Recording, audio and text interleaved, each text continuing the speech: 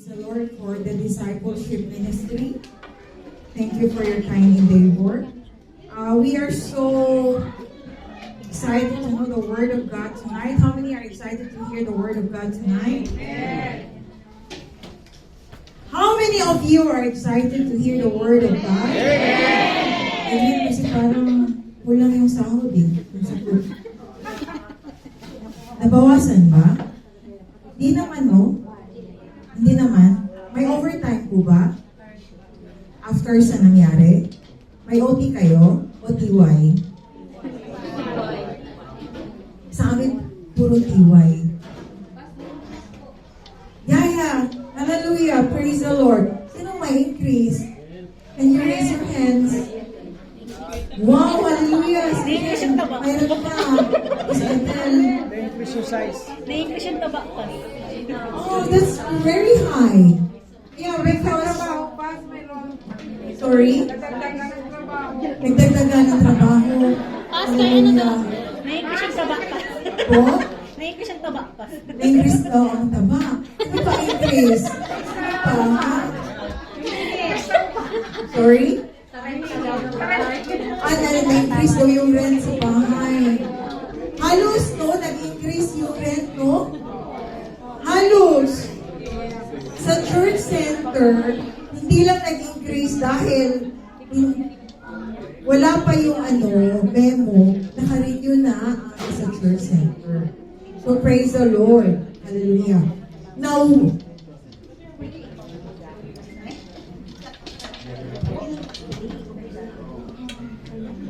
Now, I have a very important questions to you.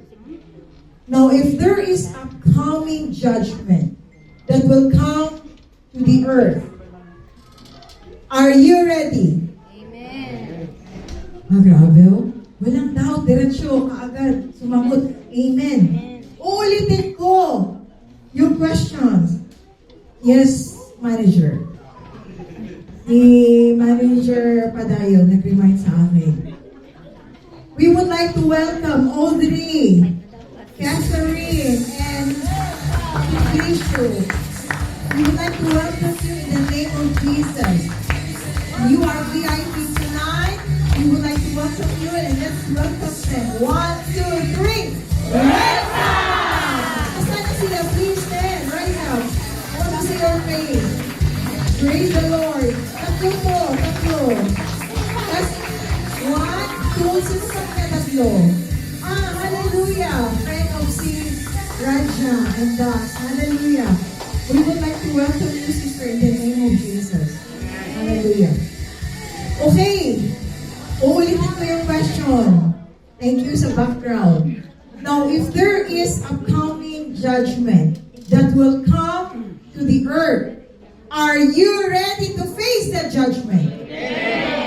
Hindi takot. Is there a time in your life that you have regrets of what you had created?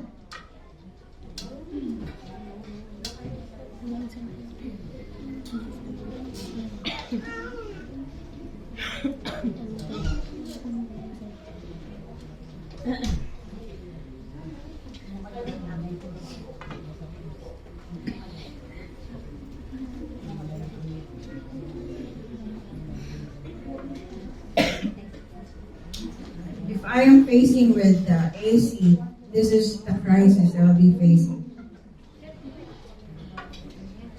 Kanina yung doon pa lang ako, wala akong problem. Pag dito na, pag yung AC, especially pag hindi malinis po, minsan yung breathing ko, mayroong itchiness. Now, let me ask you a question. If ever you will create something and then you have seen that yung ginawa ninyo, yung the way you had created is not really doing well, are you having some regrets? For example, relationship. Minahalin nyo yung tao. Sobra yung minahal. Tapos, palaging kulang. Kulang yung binibigay na pagmamahal. May regrets ba kayo? Naranasan ba niyo o walang regrets? Kahit kulang. Mayroon dito akong narinig. Thank you for being honest, sister.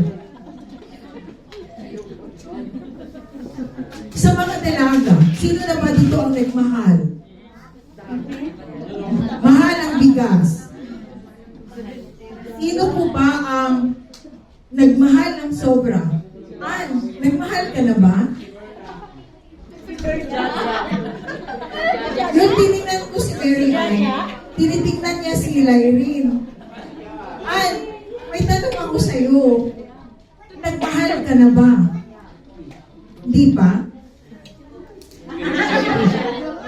Ito, wala problema to kasi hindi naman siya nagmahal ng Pero yung nagmahal talaga tapos kulang, anong gagawin? Dagdagan na lang ninyo yung kulang. Now, there is an issue for this. May drama si Lord. Alam ba ninyo, hindi lang tao ang may drama. Si Lord, mayroon siyang drama. Tingnan natin kung ano yung drama ni Lord. Sa Genesis 6:9. Verses 9 and 14 to 17. Now, to give reverence to the Word of God, let's stand in the presence of the Lord. These are the generations of Noah. Noah was a righteous man, blameless in his generation. Noah walked with God. Make yourself an ark of gopher wood. Make rooms in the ark and cover it inside out with pitch. This is how you are to make it. The length of the ark, 300 cubits. Its breadth, 50 cubits. And its height, 30 cubits. Make a roof for the ark and finish it to a cubit above. And set the door of the ark in its side. Make it with lower, second, and third decks. For behold, I will bring a flood of waters upon the earth to destroy all flesh, in which is the breath of life under heaven. Everything that is on the earth shall die. Okay, be seated in the presence of the Lord. Praise the Lord. Now, this is the drama of the Lord. The Lord saw how great the wickedness of the human race. Nakita ng Diyos na grabe yung kasalanan ng mga tao and had become on the earth. And that every inclination of the thoughts of the human heart was only evil. All the time. This is the Lord regretted in verse 6 that He had made human beings on earth. My regret si Lord, bakit He created the human being? And His heart was deeply troubled. So the Lord said, I will wipe from the face of the earth the human race I have created. And with them, the animals, the birds, and the creatures that move along the ground. For I regret that I have made them. Siguro umiyak si Lord nito. Let us see who can survive with this terrible judgment because God wants to wipe everything here on earth. Now, Christians, you are called to focus of the mandate of God in this end time season. Part of it I had shared during the Dawn Watch, and there was one time the church leaders had a bonding there in one hotel during the Eid. But that was not the full one. This is just a partial one that I had shared to them. But this is the revised one that I had prepared for a preaching tonight. Now, the mandate of God for the end time season is for you to focus to His instruction. Verse 14, make yourself an ark of gopher wood. Make rooms in the ark and cover it inside and out with pitch. I had already read it a while ago. If you could see it, I have questions. How many of you believe that God loves you so much? Amen. Did you feel the love of God? Amen. Now, kung hindi kayo mahal ni Lord, hindi na kayo humihinga ngayon. Amen. Baka parehas kayo sa mga tao na nasa oxygen every now and then. Few hours ago, one of my colleagues before in facility management sent a message to me na yung isa sa mga frontliner namin na stroke. Older lang sa akin ng few years. And then nasa ICU siya. Binabayaran niya ang oxygen. Kasi nasa ICU siya. We are loved by God because we are not paying that oxygen. And we are well. Kaya kahit pa walang dagdag ang sahod natin, kahit pa nadagdagan ang trabaho natin, kahit pa minsan hindi stable yung company natin, but since we have job, we should be grateful to what we have. Can you say amen? Because so many people are dying. If you check in the internet in Gaza, people they have no food. They are cravings. They are in scarcity. They have economic upheaval. Now we are so grateful for that. And when God allows that there is judgment, I'm talking about during the time of Noah. You know, God will spare you beforehand because He will reveal His word. And God will give you a warning. The one who is in charge for that is the watchman. And the one that is in charge for that in the person of Noah. Now, when you focus to His instruction, God's instruction, you have to listen to the instruction of God to build an ark. Now, what are the instructions of God? Check. Make yourself an ark of gopher wood. Make rooms in the ark. If you could check there, when God said, make yourself an ark of gopher wood, it means there is a specific instruction of God. Can you say amen? How many of you believe that God is a God of specific? Amen. How many of you believe that God is a God of clarity? Amen. And when Noah was given a specific instruction by God, it's the same thing that God will give also a specific instruction to us. Amen. So whenever He will give you an instruction, you should pay an attention. Now, when you listen to God's instruction, you will focus to what God is saying to you. Do not look to the left. Do not look to the right. Do not look around. Just focus to God straightly. Not for the people who will say to you and will say a lot of marites, mahina ka, wala kang kapasidad. No, you are not like that because you are a child of God. Can you say amen? Amen. Do not listen to anybody. Hindi ka na-promote. Ganyan ka lang, mahina ka. No, you are not like that because you are peculiar. You are a holy nation called by God to His marvelous light. Now, the purpose that God has a clear instruction for you, for me, is to prepare so that when there's a distraction, God will spare us beforehand. Can you say amen? Amen. Before a tremendous judgment, God will always give a warning to the Christians so that we will be spared. And He will reveal that to His Word. He will reveal that through dreams. And He will reveal that to some leaders who are connected to God so that you will not be in danger. When Noah had built the ark, it marked his total obedience to God. Say total obedience. It's different when you say partial obedience than compared to total obedience. Think of the age of Noah. He's not getting younger anymore. He's very old when he started to be mandated to build the ark. And think of the location of the place. The place is in the mountain.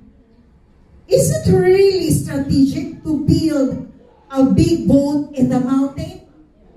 Of course not. Sino bang mga siman dito? Si Manloloko.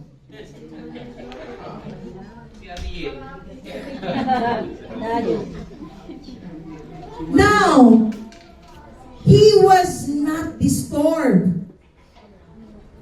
Even with the timing, there was a big question. Noah never even questioned God. Now, if God will give you a mandate, and it was very, very difficult, what is your first reaction? Ang iba niyan, magsasabi, dami namang utos si Lord. Hindi ko pa nga natapos yung isa, may ikalawa na namang utos. There's so many tasks.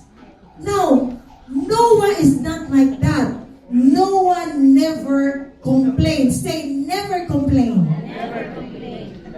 He was not disturbed by the feedback or even comments of the people. He just certainly obeyed and focused to God. Ang daming marites. Alam mo ba yan si Noah? Nagaganyan na yan. Bakit? Bakit ganyan ang chismis niyo kay Noah? Kung kailan tumanda, gagawa ng boat. Kung kailan matanda, walang mga tao na tutulong sa kanya. Tapos gagawa siya ng ark. Natiriring na yan si Noah. So, Noah didn't listen to that. Di ba pa Christian ka? Nagbago ka na? Gumagawa ka na ng tama? Nagaganyan na sila sa'yo? Yung isip nila, natitiriring ka na. Pero noong lasinggera ka pa, lasinggero ka pa, hindi ka tiriring. Hindi. Yung sumisigaw ka, nagsha-shoutout ka sa Facebook, sobrang tapang mo, hindi ka tiriring. Yung tinatawagan mo yung mga friends mo, tapos sinisigawan mo, noon, hindi ka tiriring. Pero ngayon na nagbago ka, ngayon na nag-obey ka na ni Lord, tiriring ka na. Dahil kumakanta ka na ni Lord. Noon, iba kinakanta mo.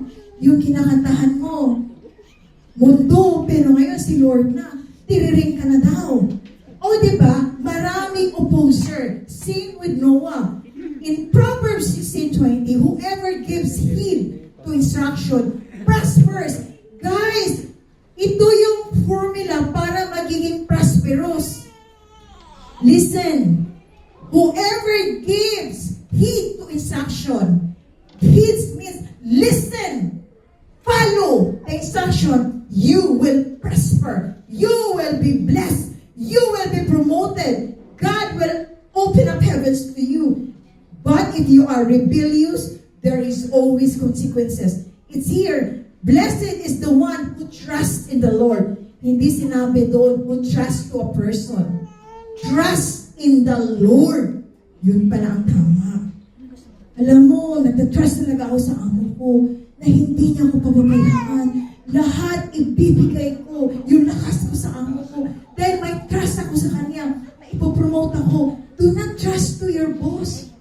Anytime he can change his mind. The only one that you could trust who never change is God. Can you say amen?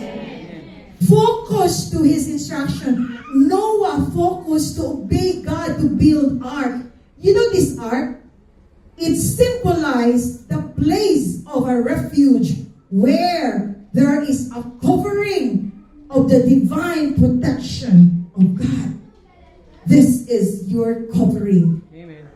When you are under God's covering of divine protection, you are safe.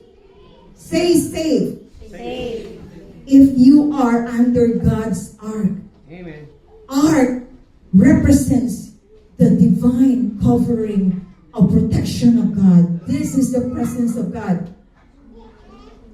No one ever questioned God, even being warned by some people in reverent fear constructed an ark for saving his household.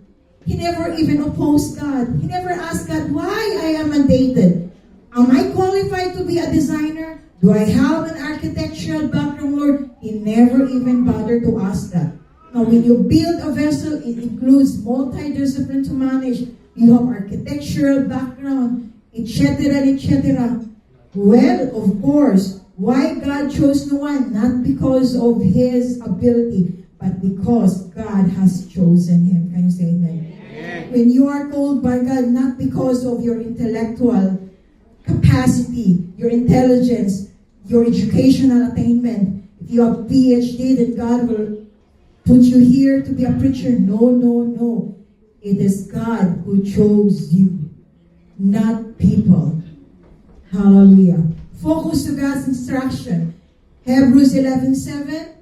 11:7, by Noah, by faith Noah being warned by God concerning events as yet unseen, in reverent fear. Wow! In reverent fear, hindi ordinary na fear. Noah has reverent fear with respect.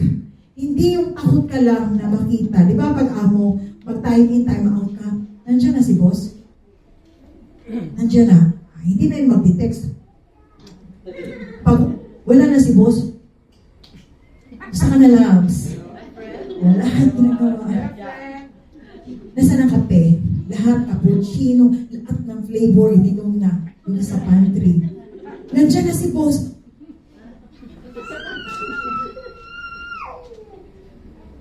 Diba? Ganyan tayo. Natatakot lang, nagpapakita ang gilas lang. But you know, Noah is not like that. He do what is right to the Lord because he has reverent fear to the Lord. Now, from the beginning, he could not configurize how it looks like the ark, since he never yet created an ark. Kuya Ariel, kung ipapagawa ka ng vessel, tapos ang background mo hindi sa maritime, gagawa ka ba o hindi? Siguro kung pastoring. Nag-loading. Mas tagalogin mo daw. 5 minutes daw, pass. 5 minutes daw. Tagalog daw ng vessel pass.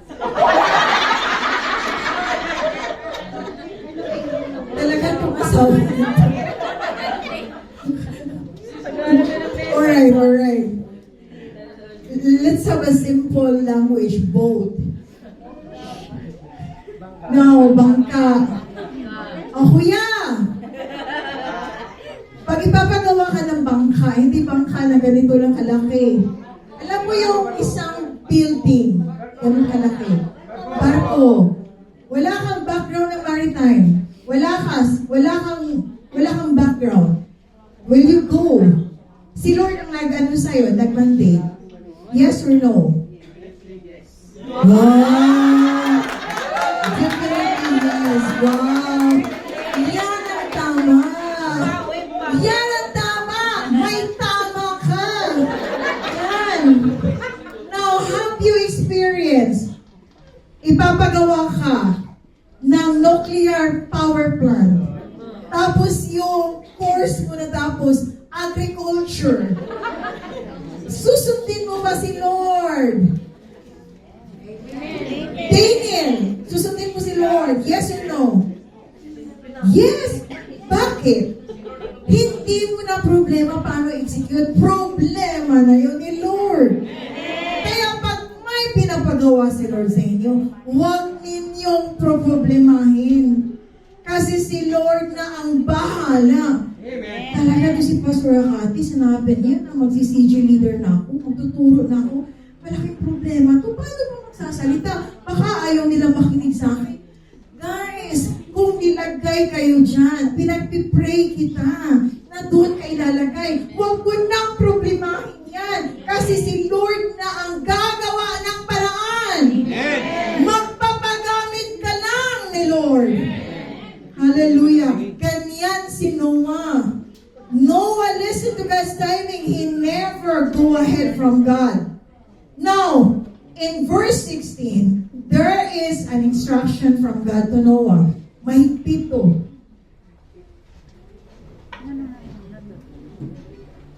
The windows must be above.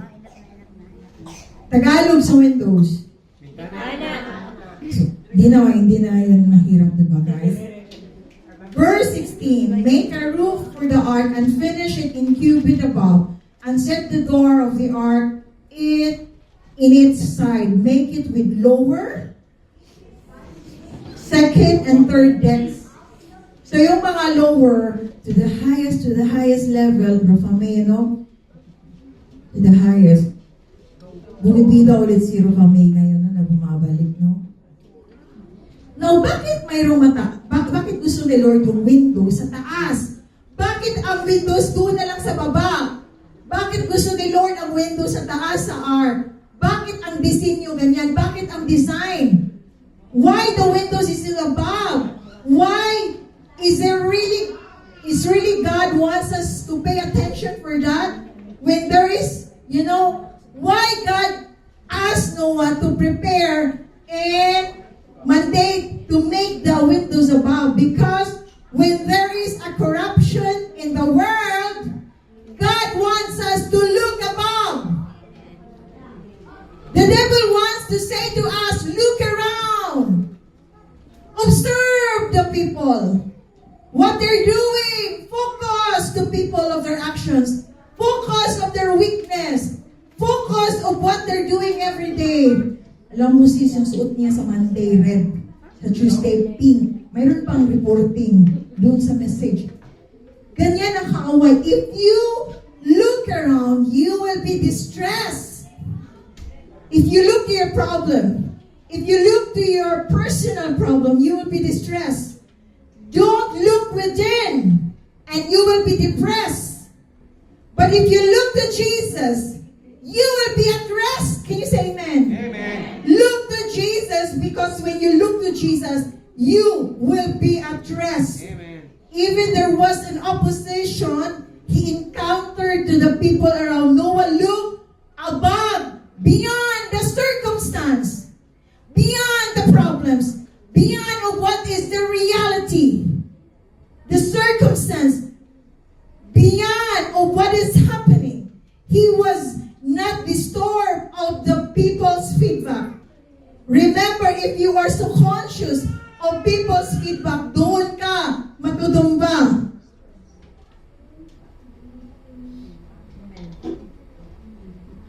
Hindi siya magaling magturo. Then narinig mo, huwag mong pakinggan yan. Hindi totoo yan. Magaling ka. Can you say amen? Amen. Hindi ka aktibo. No, you are active Christian. Can you say amen? Amen. Wala kang silbi. Hindi ka napaprosper. No, it's not true. You are prospered. That is the voice of the enemy mocking to you so that your self-esteem will never rise up. Even there was an opposition he encountered. He was even so fast in building the ark, Noah.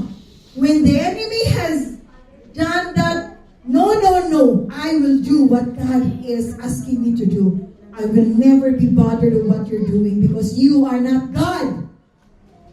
I will only believe to God. Amen. Have you observed if the enemy keeps on blocking your ways and more you are aggressive to work for the kingdom of God? Bakit binabara ka? Dahil threat ka sa mga kadiliman. Amen. Kung hindi ka threat, walang pagsubok. Dahil wala ka namang ginawa. Pero pag ikaw ay agresibo sa kingdom ni Lord, the higher you are in your faith, the higher the circumstance, the higher the threats, the higher the adversary. And don't be afraid for that. Amen. Because God said, I will never leave you. I will never forsake you until the end of times. Can you say that? Amen. Hindi ka nag-iisa. Katabi mo si Lord. Kasama mo si Lord. Amen. Kung naghihina ka ngayon, kung natitisod ka ngayon, do not look to the left, do not look to the right. Look to Jesus. You know, the enemy wants to weaken you so that you cannot re-strategize how to attack the enemy. But I'm telling you, do not listen to your mind. Filter your mind with negative thoughts. Listen to God. Amen. Listen to Him. There will be a tremendous opposition to us as a Christian in these last days. The more you will be so fast in listening, and executing God's instruction, we will never be moved. Can you say amen? Nobody could stop us because our God is unstoppable. Because we move not because of our emotions, but because of our decisions. We are not moving under our emotions. We move according to our decisions. Then our decisions tonight, we should be strong in the power of God's might. Can you say amen? We will not be weary. Remember, the enemy knows your strength. The enemy knows also your weaknesses. So he has a scheme. He has a plan against us. As the enemy will come to steal, to kill, and to destroy us. His platform is to deceive us. His platform is to trap us so that we will be in destruction. Sa una, papaligayahin ka dahil pagbawal masarap. At the end, there will be destruction and you will feel the pain and agony. But Jesus came here in this world to give us abundant life. He came to give us hope and a future. Can you say amen? Amen. Now look above, don't look around. Now, when you focus to His instruction, Paul mentioned in Romans 8:3, 8:31, 38 to 39. What shall we say about such wonderful things? I am convinced Paul is saying this when he undergo with so much periodic struggles and sufferings when during his missionary journey. Am I convinced that nothing can ever separate us from God's love? Can you say amen? Amen. Neither death nor life, neither angels nor demons, neither our fears for today, nor our worries about tomorrow. Not even the powers of hell can separate us from God's love. No power in the sky above or in the earth below. Indeed, nothing in all creation will ever be able to separate us from the love of God that is revealed in Christ Jesus our Lord and Savior. Can you say amen? Amen. No one can separate us. Now, Noah focused to God's instruction. He listened to the instruction of God to build an ark. He listened the instruction of God to be herald, to proclaim His word. This is in verse 12 up to 21.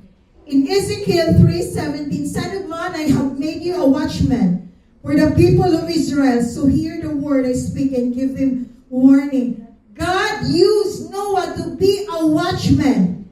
God made him a preacher to the men of his generation. So if God has been using Noah to his generation, in our generation, God is building up another Noah. Can you declare that you will be the next generation to be called as Noah? Amen. Are you ready to build an ark? Amen. Where did Noah preach, by the way? He preached not to the auditorium. Noah did not preach to a very huge arena. Noah did not preach to a very good air-conditioned auditorium or hotel. A first-class hotel. No. He preached in a very hot place, in season and out of season, while building simultaneously the ark. He warned the people to repent, and he utilized his time, and he utilized his very time to proclaim the kingdom of God. He knows that if he will not warn the people, they will come into destruction. No one knows the urgency of time. He knows that the people are perishing. What about you? CGPMI Mustafa, do you value your time like Noah? Did you utilize every single minute, seconds that you have, your time to bring people for Christ? Or you just stay at your comfort zone and waiting for nothing. I cannot answer that. You can answer that. God made him a preacher to the men of his generation. Remember, hell is real. We are mandated to preach like Noah, in season and out of season. Either at your own comfort, or even when you are under pressure, or you are mandated to preach the gospel, because this is a mandate.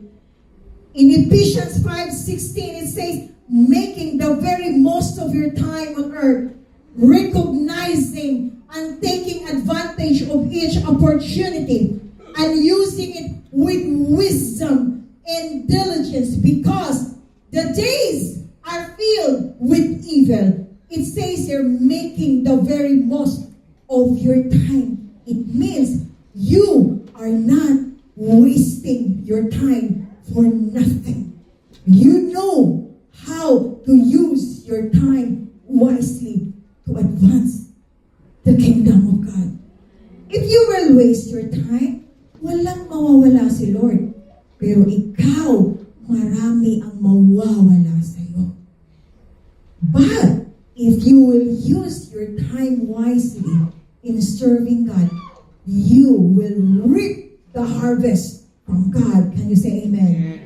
And I'm saying this to you because your time, hindi mo na maibabalik yung oras mo, what you have invested. If you waste your time or you use your time wisely, it's up to you. Ask yourself, evaluate your life every day. How many percent you spend for the kingdom of God? Did you care to the people that surrounds you? Did you care to your family of where they will spend their eternity, either hell or heaven? The question is, what if people will be laughing and none of them will repent like Noah's time? Well, if they will laugh, well, if they will reject, they are not rejecting you. They are rejecting God. So why should I be affected? Why should you be affected? This is God's business, because the one who will transform every individual is God. Can you say amen? The one who will convict every individual is God. Your part is to be an instrument, to be a vessel, to proclaim the word of God every day. How many is your target to share the word of God? How many is your target to send a message to proclaim the word? Sino kahapon na nag-isip na mag-invite para may dadalhin sa church? Raise your hands. Raise your hands. I want to see you. Hallelujah. This is taking the opportunity of your time, making the most of your time. Ask yourself, evaluate your life every day. How many percent you spend for the kingdom of God? You know, it's not enough that we will only focus to our need. It's not enough that we will focus to our family. It's not enough that we will focus to our job. We should care. We should care for the lost souls. Can you say amen? In Ezekiel 3:18, what will happen if you don't care for the souls? When I say to the wicked, you will certainly die. This refers to the unbelievers. And you do not warn him or speak out to tell him to turn from his wicked way, to save his life. What will happen? Because you don't warn that unbeliever. That same evil man will die in his sin. Mamamatay yan. Kasi hindi mo binigyan ng warning. Katabi mo yan sa office. Kausap mo yan every day. But you will be responsible for his blood. Whew.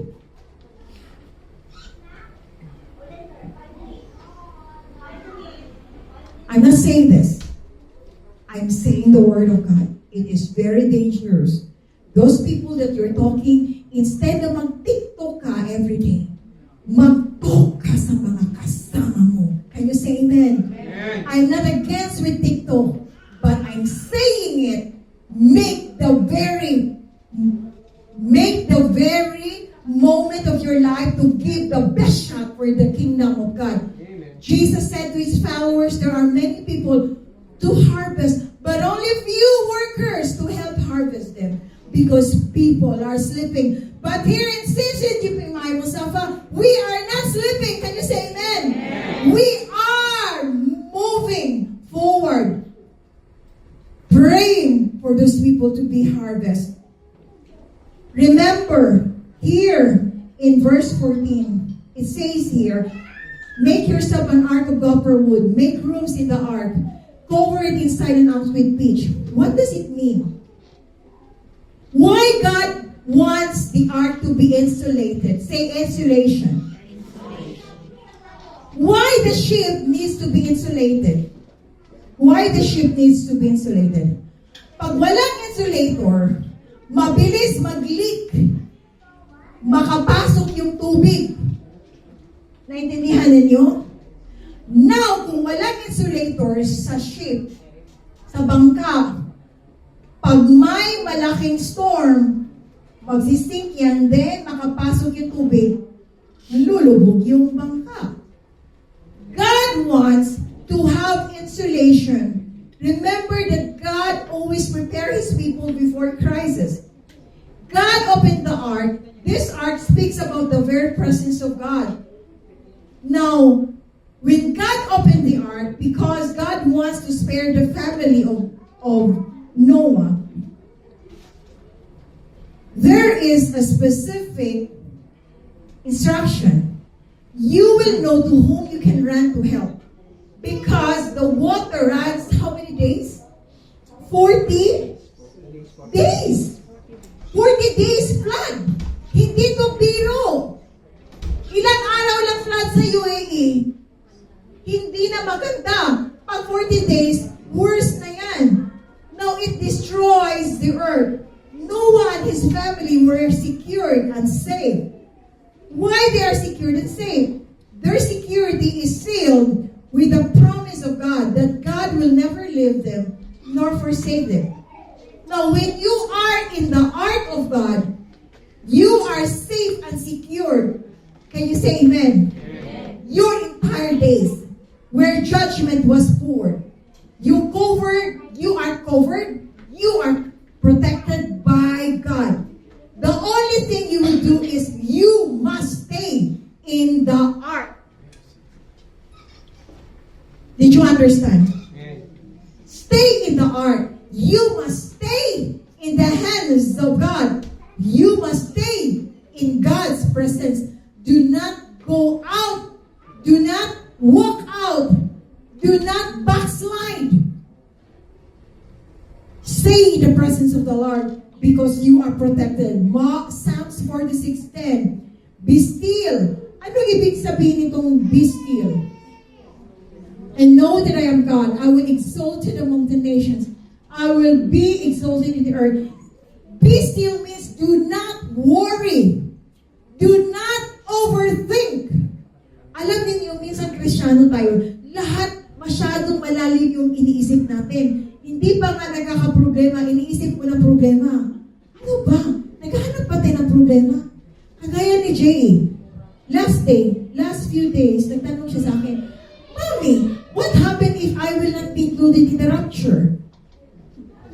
Sinagot ko, then you will have difficulty because, God already spared His people and you will be left behind. And you know what happened to me if I will be left behind and I will be in danger? What will happen to me after I will be in danger?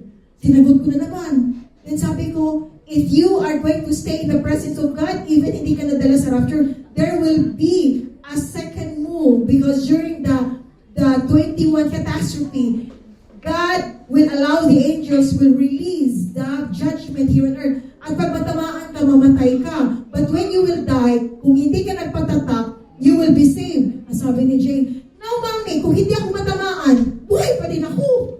What will happen to me? Sabi ko, grabe talaga to. Binibigyan mo na ako ng maraming problema nito. Sabi ko, of course, lahat yan matatamaan. Hindi lang isang region. Now, since ikaw, Kristiyano ka, you will go to heaven after you will die. So after I will die, Mommy, what will happen to me? Sabi ko, wala na katapusan po. Hindi pa nga nangyari. Gusto na ni Jay lahat ng sagot. Now, we are protected when we are inside the ark of God's presence. Now, don't go away from the presence of God or else your life will be in danger. You know, in these last days, the only hope we have is the presence of the Lord, the grace of God. If you will go out from the presence of God, tremendous deception, linlang will occur. And we don't know how you will stand for that deception. You know, God is here for us, but if you are going to be deceived because you are not paying attention with the Word of God, that is very dangerous. The only thing that you are saved so that you will not go for deception, stay in the presence of God, worship God, pray to God, pray fervently. How many minutes you're praying to the Lord? Every night. Sino nag-pray dito now? 10 minutes. Show me your hands. Sino dito nag-pray ng 1 minute? Alam niyo yung mga Indiano? 1 minute.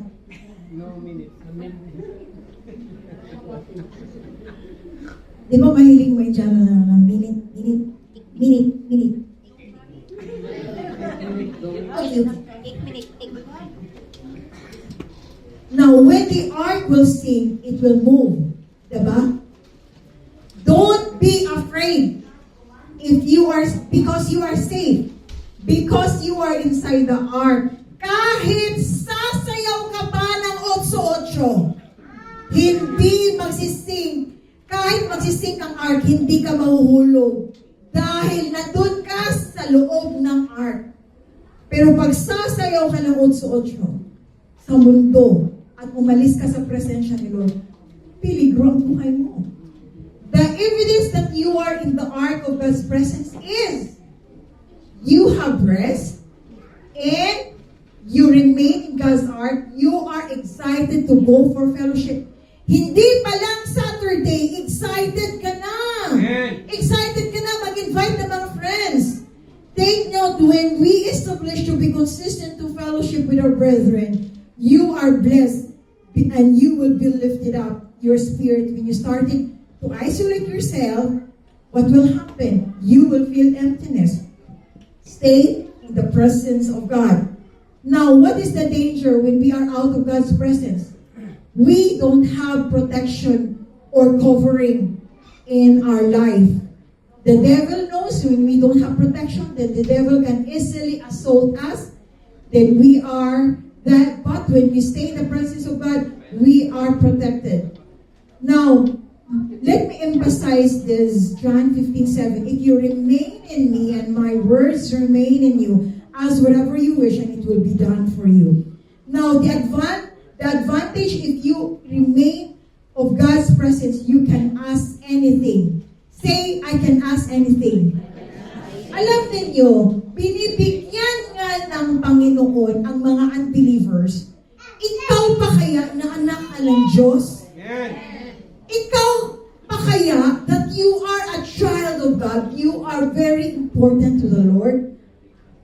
Now, God put this insulation because there is a specific meaning of this. This insulation refers to atonement. Let me just go to the next slide. Now, this is the ark. And if you check here, there is a glossy part. Glossy is parang slippery. This glossy part, this is the insulation. Now, God wants to protect this entire ark. It is being insulated so that if there are some waves of water, it can never have leak. You know, this insulation is for us, each Christian. There should be an insulation spiritually. Amen. This insulation, this is the atonement, refers for the forgiving or the pardoning of sin in general, and the original sin in particular, to the suffering and death and resurrection of Jesus. Now, Jesus covered all of our sin. Jesus gave an atonement.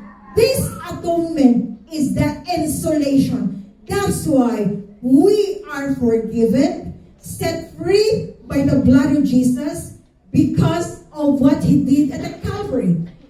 God finished everything of our pain. He finished our sickness.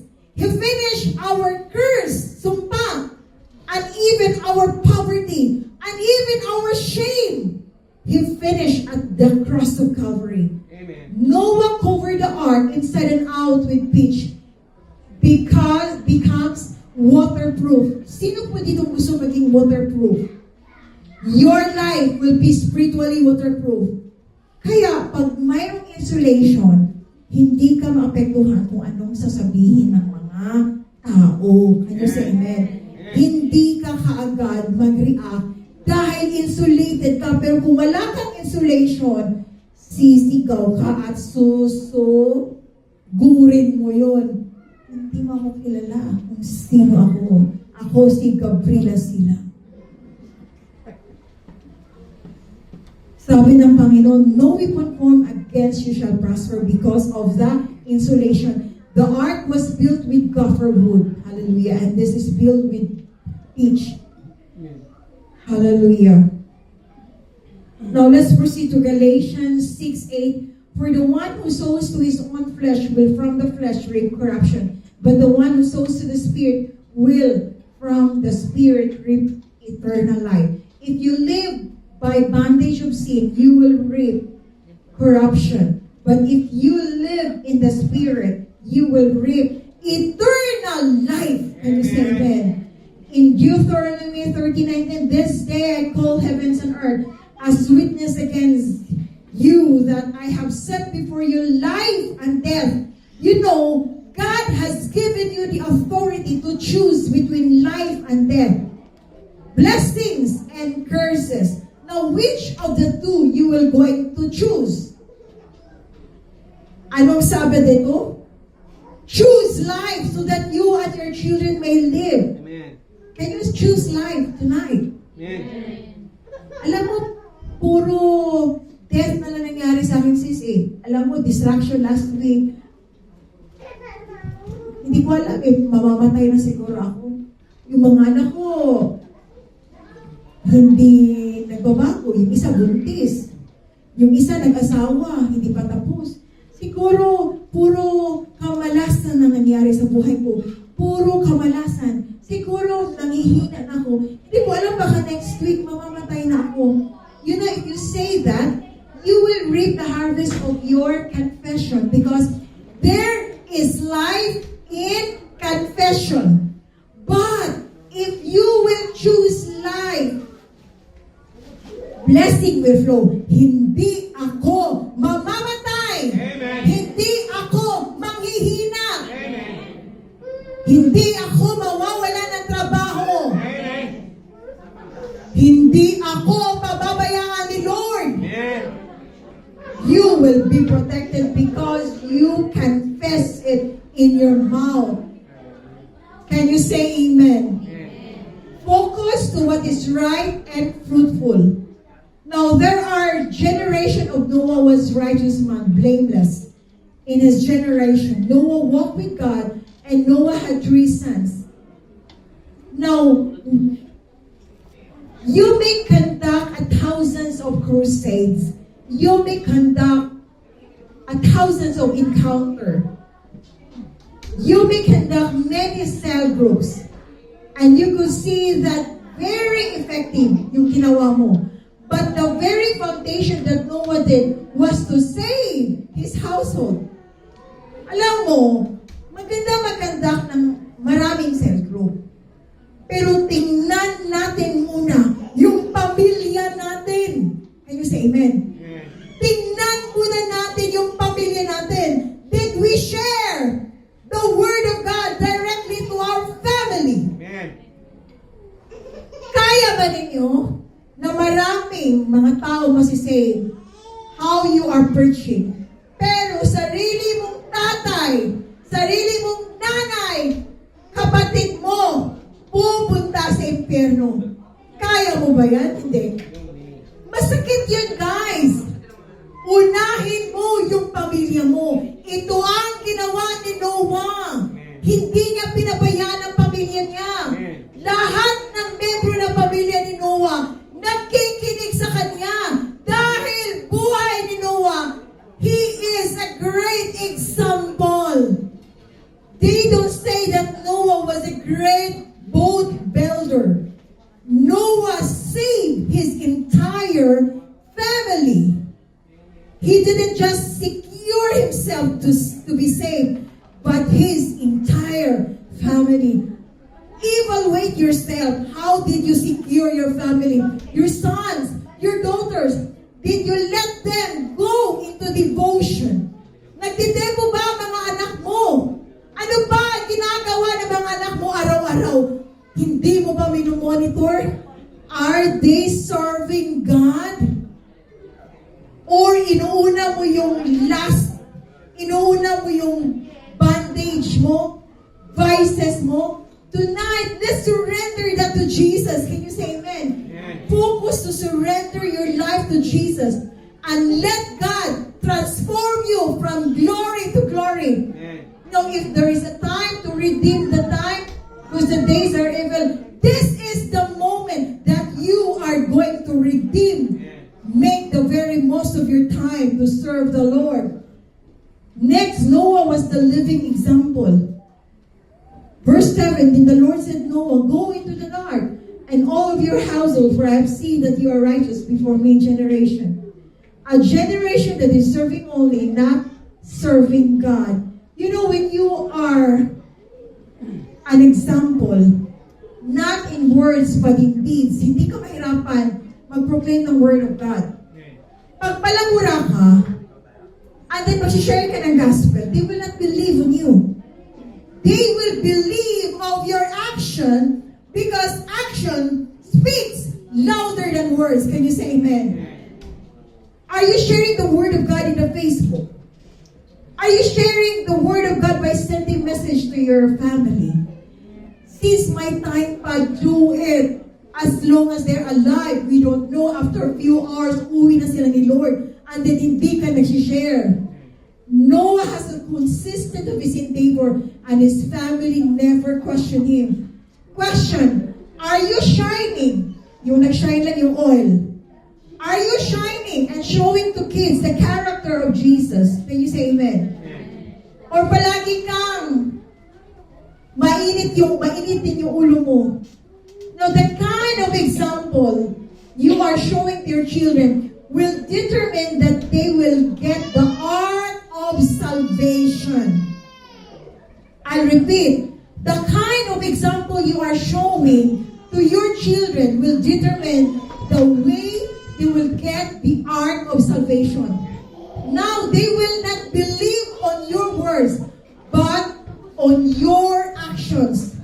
The question is, are you standing for Jesus? Can you say amen? Do they watch your enthusiasm in this world? Compromising to this world? Immersed to this world?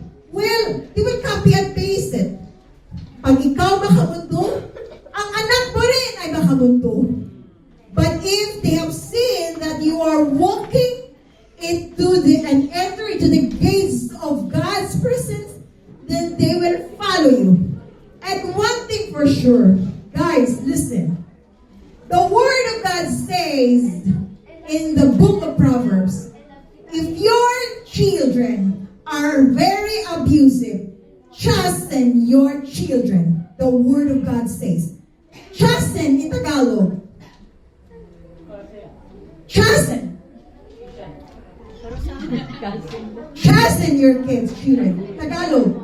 Disiplinahin. Didisiplinahin. Paluin mo. Let them feel the pain. Why?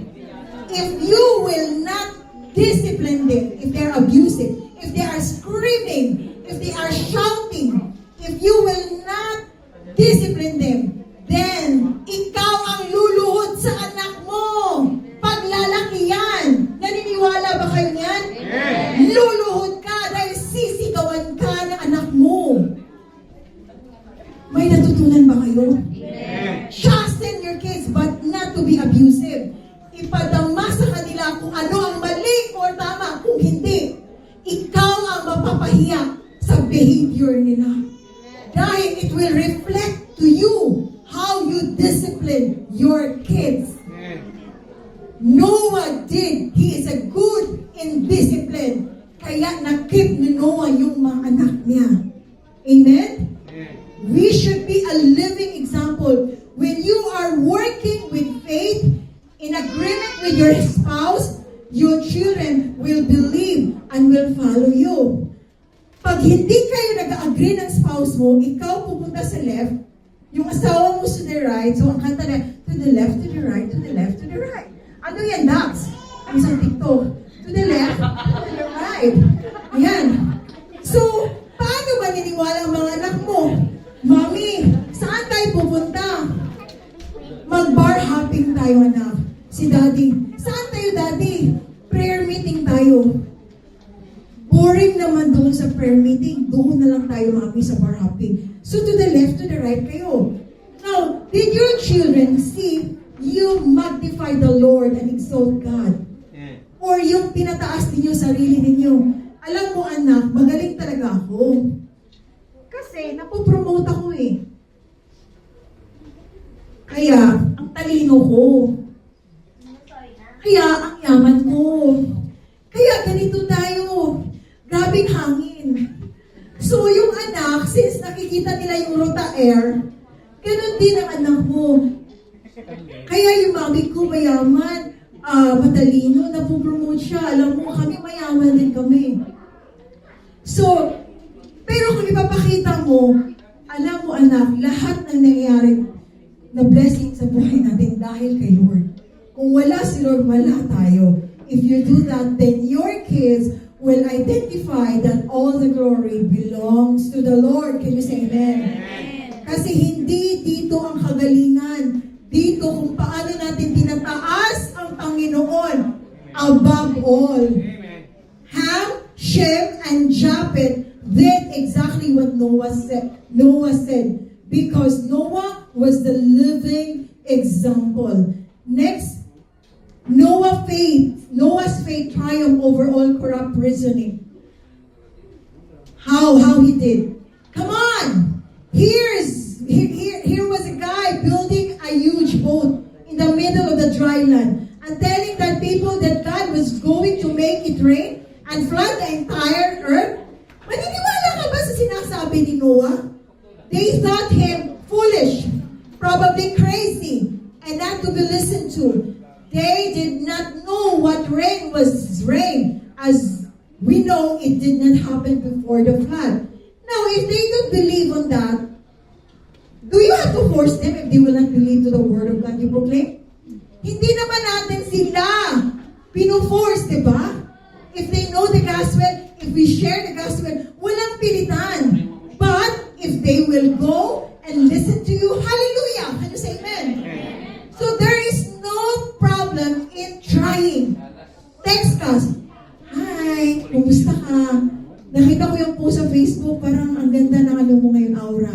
Pwede kita ma-invite tomorrow. There's a Saturday worship service. Thank you, manager. Now, mahirap pag ano kami kasi manager ko yan eh. Okay. Now, a building such one as he never saw, and he couldn't even configure how huge is the boat, how huge is the ark, even since he has not seen the ark, to provide food for the living creatures. Ang daming hayop! Mga hayop! Ano ba yan? Parang mini zoo. Woo! Sabi ko nga kay Daddy, di ba noong hindi pa tayo nag-asawa, nagdala ako ng pusa na Persian. Mayroong damit. Si Daddy rin, nagpapakitang effect din niya. Gusto rin niya yung cat. So sabi ko, siguro magkakaano kami nito, magkakaunawaan kami. Kasi yung pusa ko, yung iniiwan sa galing sa DNV, may mga damit, mga lace. Pinapakain pa niya. Naku, yung nag-asawa na kami, sinabihan pa naman ako na, ayoko na may hayop dito sa bahay. Inalagaan ko nga kayo. Pagdadagdag pa tayo ng hayop, dami ko na alagaan. Kasi ako ang tagapaglinis dito sa bahay. Din maglilinis pa ako Sabi ko, nawawali ako nito ah. Akala ko mahal niya hayop. Woo! Now, si Noah hindi nag-complain. Hindi lang isang hayop. Ilan kaya ito lahat ng hayop na pinatid? Pairs pa. Ilang pairs? 2. Yeah. Kaya niya magpakain ng ganyan? At bawat hayop, may iba-ibang pagpagkain. At bawat hayop, iba-ibang ugali. Yung lion at tigre. Okay ba yung alagaan, Dax? Paano yung snake? Paano yung cobra? Papakainin mo yung cobra. Baka ikaw kakainin, sabi ni Ate Verge. Would you require him for a great deal of care? Noah doesn't care of his responsibility. He just say yes for God. Can you say amen? Labor and expenses. Nako, nag-breakdown na tayo ng expenses. Saan si Kuya Ritanil?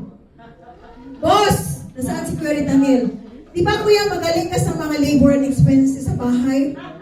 Now, ito si Noah. Papakainin niya lahat. Kuya Ariel, nasaan si Panayon? Kuya Bato, di ba naman nagpipray ka ba sa aso na inalagaan ni Sis Marisa kung ano mangyari? Dahil hindi na nakapag-church dahil sa aso? Isa lang, ilang aso ba yun? 3. Nag-pray si Kuya Baz kasi alam niya, malaki ang epekto sa aso, sa spirituality nila. Ngayon ito, kadami ng hayop. Pero, tingnan mo si Noah. Paano niya minamanage lahat? Woo! Tingnan yung character ni Noah. Noah's faith triumph over all corrupt reasoning. Hallelujah. Noah's obedience to God's timing. Sino dito naniniwala that we have to go with God's timing? Hindi ka pwedeng mauna sa Panginoon. Kung ikaw ang mauuna, ikaw ng Diyos. The steps of a righteous man is ordered by the Lord. Pero, okay Lord, dito ako pupunta. Salamat for your divine protection. Okay Lord, dito na naman ako pupunta. Dito ako, ano si Lord? Slave? Siya ang susunod sa iyo. Ikaw na maging Diyos kasi ikaw ang namumuna kay Lord. Now, Noah, go with the timing of God. God's never early, never late, but God is always on time. Can you say amen? It is better to wait a while and move according to God's timing and have things fall into place than to rush and have things fall apart. Always trust in God's timing. Kung ano yung mga nire-request niyo ni Lord, kung ano yung dinidesire niyo kay Lord, go with God's timing. Huwag kang magmamadali. My friend, see you tomorrow. I'll give you a load. Okay, Iowa. Now, kung ikaw ay nakikinig kay Lord, hindi ka magmamadali. Can you say amen? Decisions without discernment always end in disaster. I'll repeat. Decisions without discernment always end in disaster. So if you go with God's timing, we will reap the harvest. In conclusion, as God's designed to window above, we should not look to the left. We should not look to the right, Daddy. But we should look to Jesus, the author and finisher of our faith. Now, as we focus to God's instruction, we should obey God's instruction. Can you say amen? Because when we obey, we are under God's protection. When we pour out our judgment to this world, when He will pour out rather His judgment to this world, we are protected under the wings of God's protection because you stay in the ark of God's presence. Even this world will be shaken. We will never be moved. Can I ask Kuya Tim to be there to have the background? You know, even this world will be shaken. We are under God's protection because we never go out to the ark. We never go out from His presence. As we focus to what is right and fruitful, let us be a living example. First, to our family, so that people will believe to us. Let us focus to what is right and fruitful. Surrender to Jesus every bondage that we have. Let God to to transform your life. Can you say amen? Let us have our faith triumph over all corrupt reasoning. Let us obey God's timing. We are not saved. Church, remember, you are not saved because of who you are, of your water baptism. We are not saved because of the church attendance. You are saved because of the divine intervention of Jesus Christ when He came into this world and gave His life for you and for me. You are not saved because of your good works. Your good works could not save you. Your religion could not save you. Church could not save you. It is the awesome power of the blood of Jesus. This is the atomic power of heaven. The atomic power of heaven is released when we whisper the name of Jesus and the blood of Jesus at the cross of Calvary. The Lord said, James 2:19 says, demons will tremble at the mention of the name of Jesus. We are not saved because of our membership, but we are saved because of the blood of Jesus. Can we all stand up in the presence of the Lord? Can we give a clap offering to our God?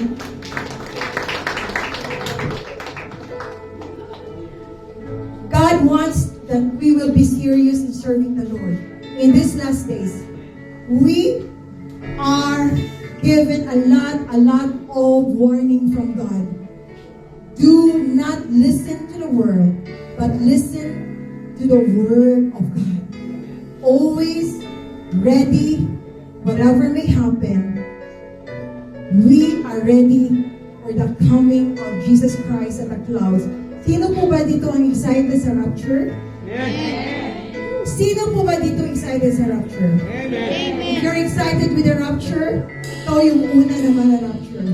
Because those who are eagerly waiting for the Lord, it was written there many times in the New Testament that if you are eagerly waiting on the Lord, then you will be meeting Jesus at the clouds.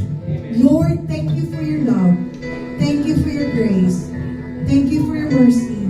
Tonight, Lord, we rededicate our lives to you, God, that even in these last days of God, we will serve you until the end of time. To God be the glory.